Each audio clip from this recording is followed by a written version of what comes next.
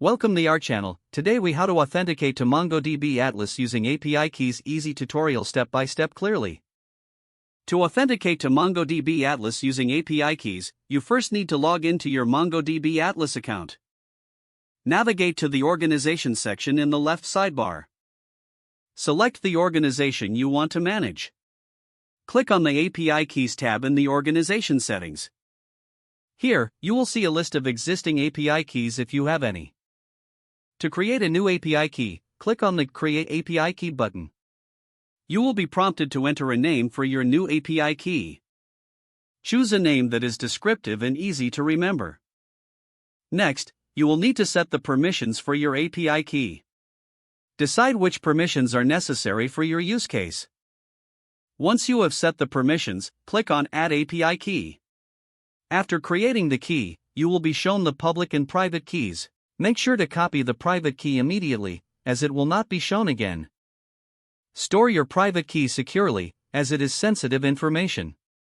You can now use your API keys to make requests to the MongoDB Atlas API. Open your favorite programming environment or tool. To authenticate in your application, include the API key in the request headers. The header should look like this: authorization, bearer your _private key. Now you can perform various operations against your MongoDB Atlas instance using the API. Make sure to test your authentication by making a simple API request. If successful, you can proceed with your MongoDB operations using API requests. Always review MongoDB documentation for any specific API calls and their requirements. Keep your API keys secure and rotate them periodically for best security practices. If the page does not load, refresh the browser or try again in a private or incognito window. Make sure you are using the correct email address, then retype it carefully to avoid small typos. If your password is not accepted, use the reset option and create a new strong password you can remember. Check your spam folder for verification or security emails, then complete any requested confirmation steps.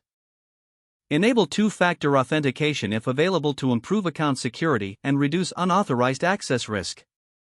After signing in, review your profile details so your contact information and settings are accurate and current. Don't forget to like this video and subscribe to our channel for more step-by-step tech guides.